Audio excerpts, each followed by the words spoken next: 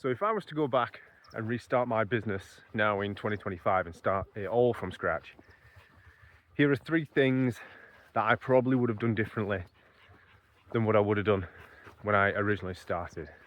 Now these might not be like the biggest changes or the most like groundbreaking things, but they're definitely 3 little things that I probably would have changed that would have just made things a little bit easier.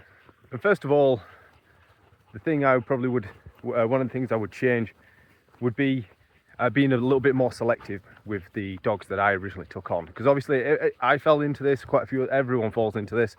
They want to take on as many dogs as they can at the start so that they can get ahead, start making some money and make it a full-time income. And they'll end up falling into the trap of just taking on any dog that comes their way. And this was something that I also fell into the trap of, especially when I started, is that, I got a few people saying, oh, the recall's not perfect, it's not brilliant. They do require a long line here, they can't really go here, they can be funny around these kind of dogs. Various issues, but you want to be as accommodating as possible to people. So I ended up agreeing to these dogs, which were fine at the start when it was quiet. I had more space in groups, and you could be a little bit more selective with who you put them with.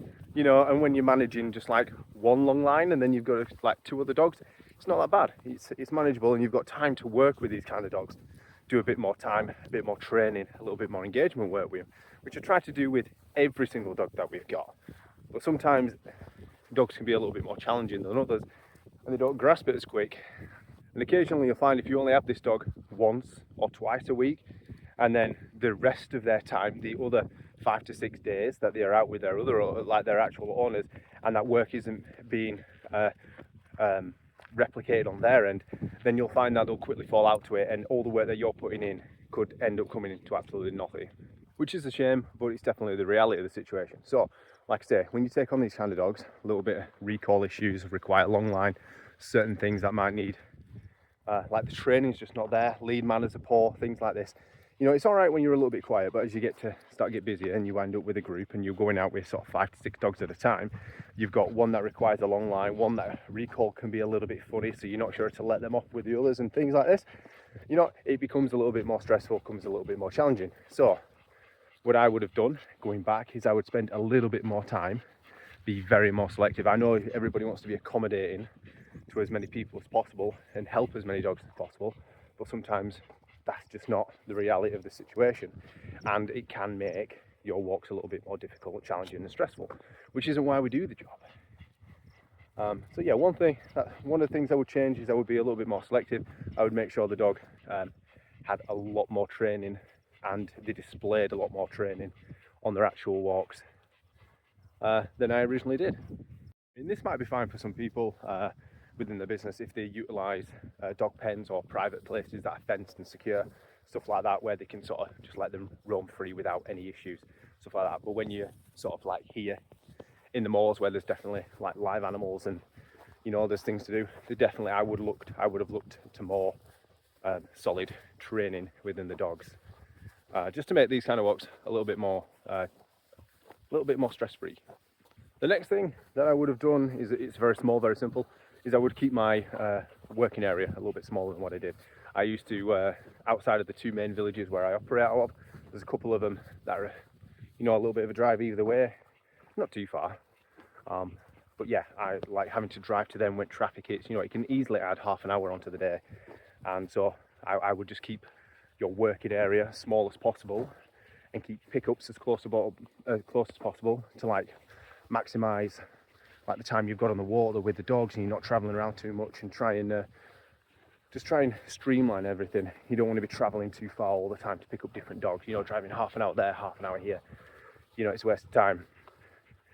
So I know this might not be applicable to some of you guys in the areas you live at. There might always be a drive, but for me, if you've got small villages, I would try and just maximise the dogs that you've got within sort of the 15-20 minute radius to where you operate out of, really. And lastly is one to do with money. And I would have had a better, so I never actually planned what I was going to do when I got multi-dog households when I started, with discounts and things like this. And I tend not to offer discounts, but one of my first multi-households that I got had 4 dogs, and I was sort of geez, what do I charge them for 4 dogs? So the discount I came up with were just £10 per dog. And then I got a house sold with 3 dogs. I just did the same, £10 per dog. And then I had a house with you on because everyone else were on multi-dog, you know, £10 per dog. So what I would have done instead is either completely abolished the discount and just charged the normal rate per dog, purely because that dog is taking up a space within the walk and could be charged at normal price, because if that dog didn't go, then you could put a dog in there at full price. So I know a few people that don't even do the discounts, but I wanted to offer one because they had 4 at the time, and I just sort of rolled with it.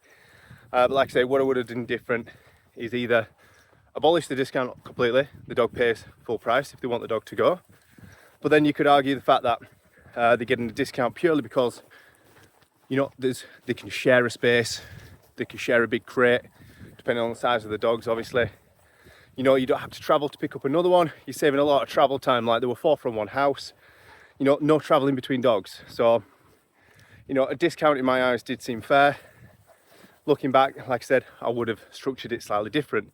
I would have done normal price for the first dog, and then maybe say like 10% off every dog thereafter, saving £1.40 per dog.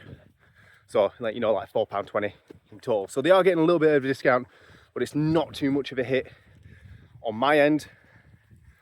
Or you could have done like a decreasing price per dog. So, like, say you charge £14 for the first dog, and then 12 for the second, 10 for that one, and then sort of like 8 for the other one after that kind of thing. Do you know what I mean? There's different ways to stagger the pricing structure of it. Looking back, I would have probably done a little bit more thought into how I was going to do it. So any dog now that comes on like a multi-household thing is going to be restructured into a different format. Yeah, so that's the way that I would have done it. Different ways, like I say, sit down and have a work out what you think pricing structure would have worked out best for you guys. You know, or you could have done like, you know, a different structure. You could have done like 10% off the next dog, and then 5% off every dog thereafter, so you're not taking too much of a hit, or whatever. You know what I mean? There's different ways to do it, but like I say, I was not expecting to get so many dogs as multi-dogs, because I assumed most people with multi-dog, you know, wouldn't have spent that much sending the dogs out for walks, but apparently they do. So it's good in my eyes. And yeah, so I would have structured it differently, a little wary, sit down, have a think about how else you would do it instead of the way that I did it originally. Yeah, so to summarise, sum it up. Like I say, be more selective with the dogs that you take on the start. I know it's going to be enticing to take on as many dogs as you can, start getting that bank flowing and get as many dogs on the books as you can. But I would highly suggest that you sit down, take a moment, and jot down the things and behaviours that you would like and align with you as a dog walker. If you're coming up into the moors and stuff, you know, really good recall, good lead manners, good with other dogs, you know, all these other things. Take a little bit of time, jot down the behaviours and the training aspects you would like, and then search out for them dogs and try and keep them dogs in your groups. And then, like I say, keeping your travel time pretty close, working out of a smaller circle as you can to try and maximise, you know, how much time you're doing between dogs and stuff like that. Always a good thing, just general good advice. Try not to be travelling like an hour to one dog. And lastly, like I said, coming up with a better pricing structure for like multi-dogs, you know, and discounts, stuff like that, or don't even offer them at all. But yeah, all little things that I probably would have done differently if I was to restart my business today.